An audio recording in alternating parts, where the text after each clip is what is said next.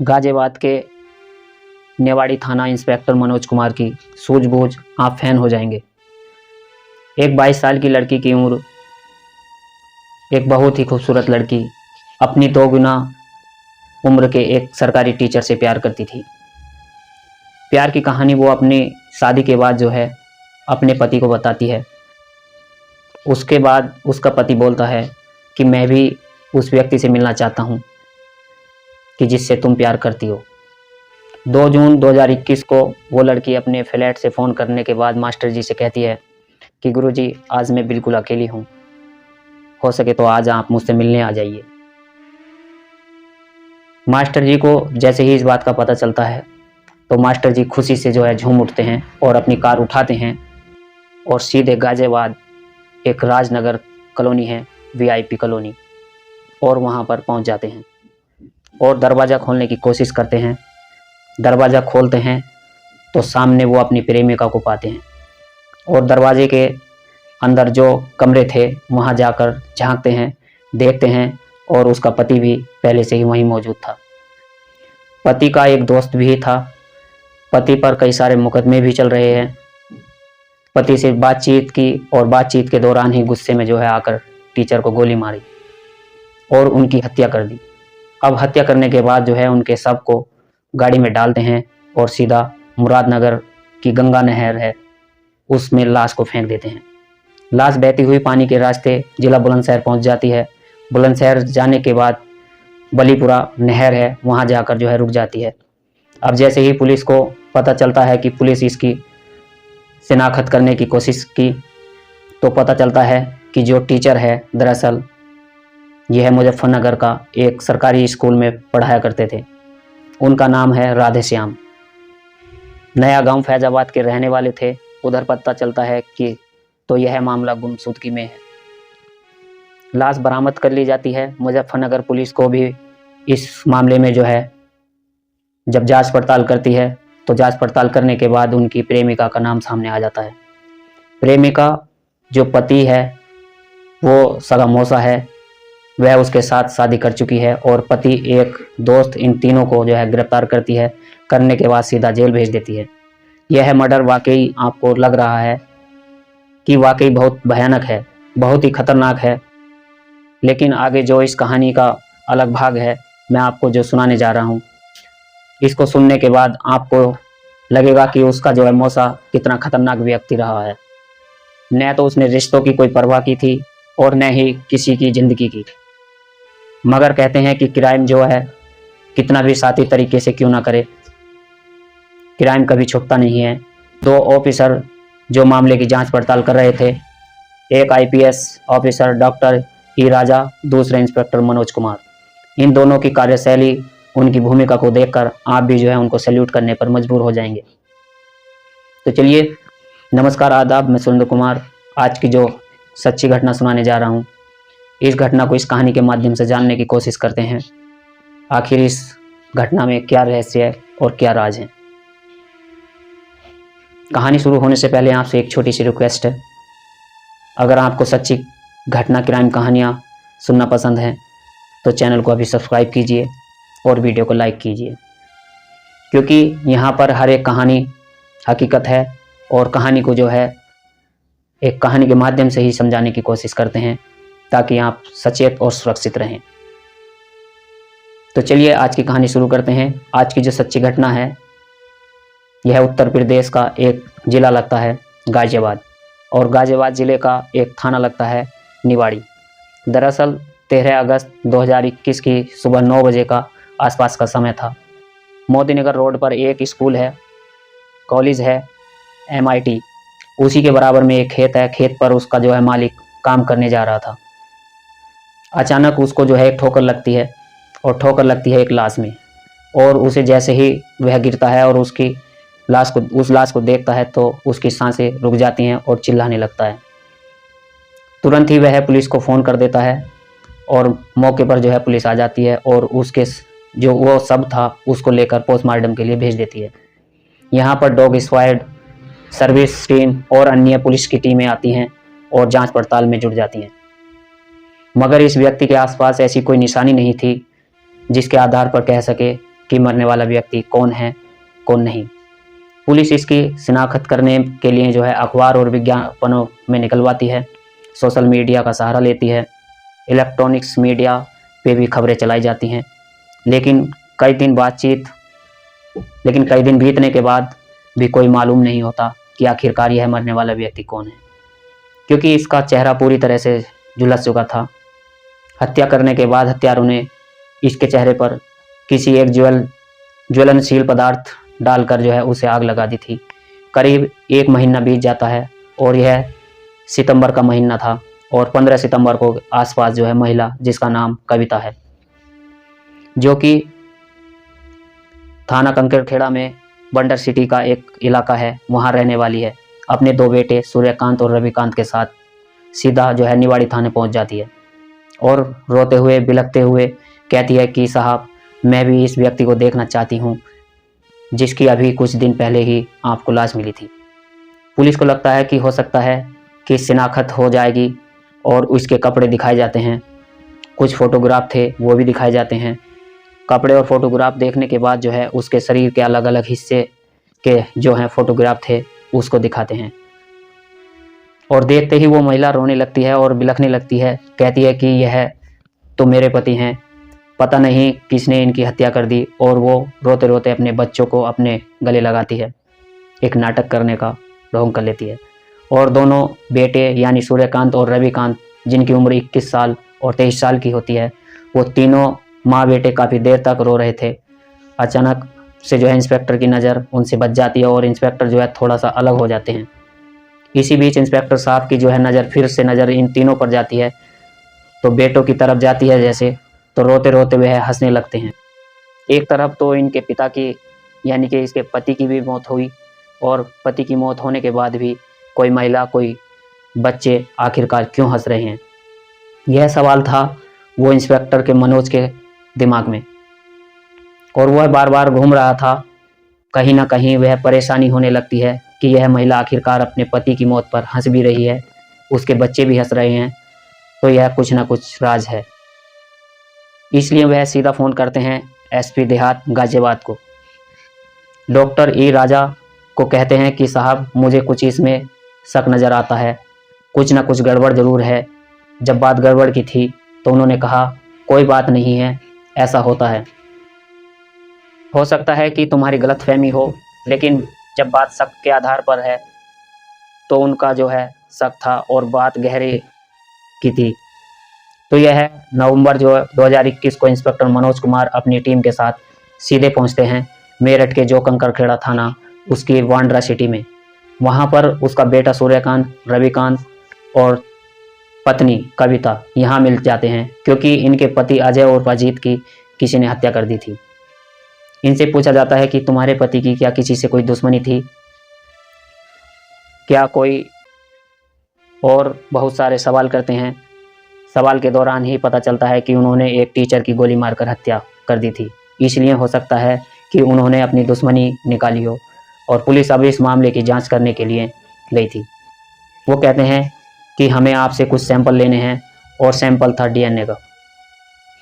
Police को यकीन नहीं हो रहा था कि मरने वाला व्यक्ति यही है या कोई और है, तो पुलिस को थोड़ा सा शक था, इसलिए वह शक के आधार पर उन्होंने नवंबर 2021 को उसका जब डीएनए सैंपल लेते हैं, तो डीएनए सैंपल देने से दोनों बेटे और जो है उनकी माँ ऐतराज़ कर रहे थे, कह रहे थे कि हमारे तो पति और पिताजी ख़त्म हुए हैं और आप इस तरह की बातें कर रहे हैं। पुलिस पर वो दबाव बनाने की कोशिश कर रहे थे, लेकिन सरकारी काम था, पुलिस को अपना काम करना था। पुलिस ने अपना काम कर लिया, डीएनए सैंपल ले लिया और डीएनए सैंपल की जांच के लिए जो है भेज दिया। महीने गुजरने लगते हैं और उसके बाद फरवरी 2022 को डीएनए सैंपल की रिपोर्ट आ जाती है, और वो रिपोर्ट यानी कि रिपोर्ट जो है इसी महिला के पति अजीत और अजय से मैच नहीं होती, न ही बच्चों से मैच करती है और न ही पत्नी से मैच करती है। तो इस बात को लेकर पुलिस जो है शक था यकीन में बदल जाता है। आखिरकार ऐसा क्या वजह थी, इन लोगों ने एक अपने पति की जगह, अपने पिता की जगह किसी और को मारा। पुलिस अब यह सीधा फिर दोबारा बंडर सिटी जाती है और बंडर सिटी में जाने के बाद उनको गिरफ्तार करने की कोशिश करती है। तो पता चलता है कि वहाँ पर ताला लगा हुआ है। पुलिस आसपास के लोगों से पूछताछ करती है तो उसके बाद पता चलता है कि दिसंबर 2021 से यह तीनों माँ बेटे यहाँ से फरार हैं। उन्होंने देखा कि नहीं, पुलिस वाकई हैरान थी और परेशानी थी, पति की मौत हुई है और यहाँ लोग गायब हैं और डीएनए रिपोर्ट जो आती है उससे सैंपल भी मैच नहीं है।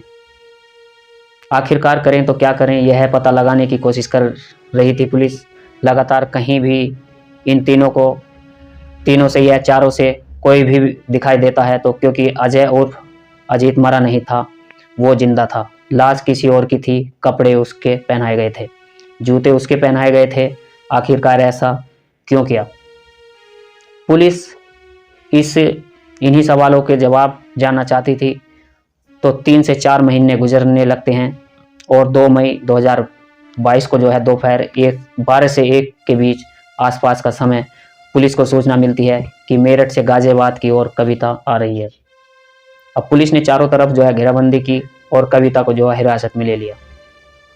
हिरासत में लेने के बाद सीधा उसे निवाड़ी थाने लाया जाता है और मनोज कुमार जो इंस्पेक्टर और साथ ही जो है आईपीएस ऑफिसर डॉक्टर ई राजा इससे सख्ती से पूछताछ करते हैं। तो वह ऐसी बातें बताने लगती है, सुनकर आपको हैरानी होगी। दरअसल इसकी जो एक बड़ी बहन है कविता की, उसकी बेटी बेतहास खूबसूरत है। उस लड़की का लड़के पर उसके यानी कि पति का जो है अजय और अजीत का दिल आ चुका था।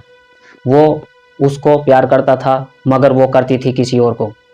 प्यार वो करती थी एक टीचर को, इसने अपनी ताकत के बल पर, अपनी दबगैया पर, अपनी गुंडागर्दी पर, उसका नाम है नीरू, जो कि इसकी बहू है, इसकी बहू की सगी भांजी लगती है। उसका अपने कब्जे में ले लेता है, उसको अपने कब्जे में ले लेता है और उसको राजनगर गाजियाबाद इलाके में एक बहुत ही बढ़िया फ्लैट दे देता है कि तुम यहाँ रहो, जिंदगी जियो। इसके बाद आगे की इस बात की पुष्टि नहीं हो पाई कि उसके साथ शादी हुई थी या नहीं, लेकिन पुलिस यह कहना है कि शादीशुदा रहते हैं, जैसे ज़िंदगी बिता रही थी। उसका कोई सर्टिफिकेट भी नहीं मिल पाया, लेकिन आसपास के जो लोग हैं राजनगर के, उस कोठे नंबर 807 के कहते हैं कि ये दोनों पति पत्नी की ही तरह रहते थे। जब कोई इनसे पूछता था तो वह बताती थी कि मेरे पति हैं, लेकिन दोनों की जो है उम्र में काफ़ी अंतर था। दोनों मौसा और भांजी थे।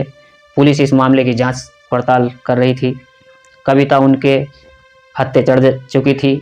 कविता से बातचीत करते हैं। कविता यह बताती है कि नीरू का शादी से पहले एक टीचर है जिसका नाम है राधेश्याम, जो कि मुजफ्फरनगर मंडी चौक के इलाके में रहते हैं और वहीं एक जानसठ के इलाके में एक सरकारी स्कूल में वहाँ पर वो पढ़ाया करते थे।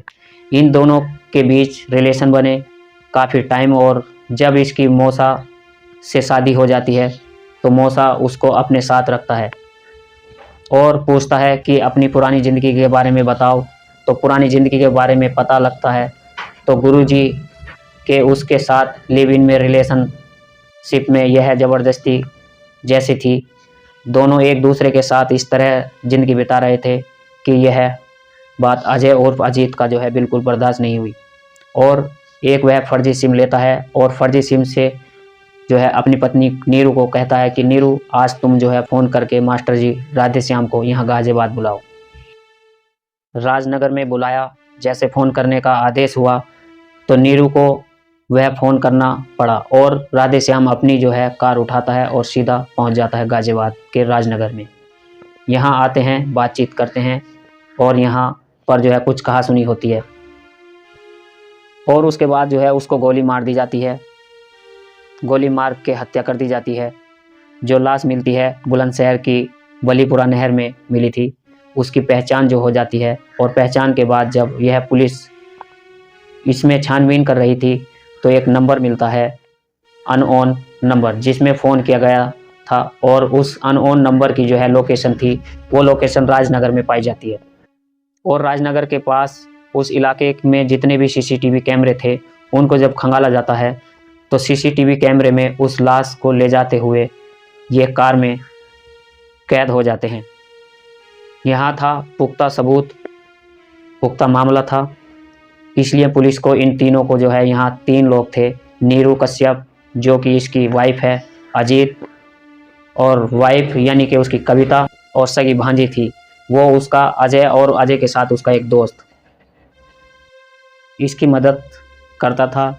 मनोज पंडित इन तीनों को गिरफ्तार करके जेल भेज दिया जाता है, और जेल थी मुजफ्फरनगर मंडी चौक के एक अस्थाई जेल बनाई हुई थी। अस्थाई जेल के अंदर यहाँ इसकी दोस्ती हो जाती है एक अजय की विकास से, और विकास से दोस्ती होती है। अब वो विकास गया हुआ था 151 की धारा में, उसकी शायद 24 घंटे में जो है जमानत होने वाली थी, मगर उसने चालाकी से विकास को तो अंदर छोड़ दिया, लेकिन खुद विकास की जगह जो है बाहर चला जाता है, और बाहर जाकर वो सीधा रोते हुए गिड़गिड़ाते हुए अपनी पत्नी के पास पहुंचता है और कहता है कि मैंने जो भी किया है पुलिस मुझे बख्शेगी नहीं, छोड़ेगी नहीं। मैं यह जेल में रहना नहीं चाहता, इसलिए अब मुझे किसी भी तरीके से ऐसा करो कि मैं कभी जेल ना जाऊं। इसके लिए पत्नी ने दोनों बेटे यानी कि सूर्यकांत और रविकांत ने, और साथ ही उसके पति अजय ने मिलकर एक प्लानिंग की। उन्होंने कहा कि क्यों ना हम एक काम करें। 21 जून 2021 को वो लापता हो गया था, गायब हो गया था, लेकिन तभी वो है प्लानिंग करता है। प्लानिंग के साथ साथ वो क्या एक व्यक्ति, एक अज्ञात व्यक्ति जिसके बारे में आज तक भी पुलिस पता नहीं लगा पाई वो कौन है, उसको घर पर लाया जाता है। हत्या करने के बाद उसके चेहरे को जो है पूरी तरह से जला दिया जाता है, और बाद में उसके यानी कि अजय के कपड़े उस अज्ञात व्यक्ति को पहना दिए जाते हैं, उसके जूते उसको पहना दिए जाते हैं, और उसके हाथ में जैसा कलावा था ऐसा ही कलावा उसके हाथ में भी बांध दिया जाता है। और लाश को जो है मुराद नगर है, एक मुराद नगर के जो इलाके में मोदी नगर रोड पर जो एक MIT कॉलेज है उस इलाके में फेंक दिया। लाश को फेंक दिया जाता है। लाश मिलती है जो उसे पता लगता है कि मरने वाला व्यक्ति दरअसल अजय और अजीत नहीं था बल्कि अज्ञात था। अब पुलिस कविता, सूर्यकांत और रविकांत, अजय और अजीत इनकी गिरफ्तारी के लिए लगातार दबिश दे रही थी, मगर दिसंबर से यह गायब चल रहे थे। आज तक भी दोनों बेटे और पिता गायब हैं। पुलिस उनको ढूंढ रही है, अभी तक वह मिल नहीं सके। इनकी पत्नी को पुलिस ने गिरफ्तार कर लिया है, और वाकई यह अजीत जो है खतरनाक किस्म का एक व्यक्ति है। इसके बारे में जब पुलिस जांच पड़ताल करती है तो यह भी पता चलता है कि यह तिहाड़ जेल में भी रहा और कई जेलों में रह चुका है। कई अपराध इसने बड़े बड़े अपराध किए हैं, और अपने अपराध के बल पर ही जो है इसने टीचर की हत्या की। अपने अपराध के बल पर ही इसने पत्नी की सगी भांजी को अपने घर में एक रखेल की तरह रखा। शादी हुई या नहीं हुई इस बात की तो पुष्टि नहीं है, लेकिन आसपास के लोग यह दावा करते हैं कि इनकी शादी हो चुकी थी। दोस्तों, वाकई यह कहानी बहुत ही खतरनाक है। एक महिला के चक्कर में, एक लड़की के चक्कर में, और एक लड़की को पाने के लिए एक नहीं दो कत्ल कर दिए। लेकिन क्राइम को कितने भी शातिर तरीके से क्यों ना कर ली जाए, क्राइम कभी छुपता नहीं है। अगर माँ बेटे यहाँ हंसते नहीं, यह मुस्कुराते नहीं, तो अपने घर वालों की लाश को देखने के बाद शायद यह मामला हमेशा के लिए इतिहास के पन्नों में दफन होकर रह जाता। लेकिन मनोज कुमार की जो सूझबूझ थी, उनकी समझदारी थी, उनको जो देखने का और परखने का नज़रिया था, उससे यह केस खुल जाता है। और कई लोग अपराधी जेल की सलाखों के पीछे हैं, और बाकी को जो है सलाखों के पीछे भेजने की पूरी तैयारी चल रही है। पुलिस का दावा है कि इन्हें जल्दी ही गिरफ्तार कर लिया जाएगा, और इसी घटना से संबंधित और भी कोई मामला और कोई बिंदु और कई तथ्य होंगे जिनको सामने लाने की पुलिस कोशिश करेगी। दोस्तों, इस किस्से को, घटनाक्रम को सुनाने का उद्देश्य किसी को परेशान करना नहीं, किसी का दिल दुखाना नहीं, बल्कि आप लोगों को जागरूक और सचेत करना है। तो दोस्तों, अगर आपको ऐसी सच्ची घटना क्राइम कहानियाँ सुनना पसंद हैं तो चैनल को सब्सक्राइब कीजिए, लाइक कीजिए। जय हिंद, जय भारत।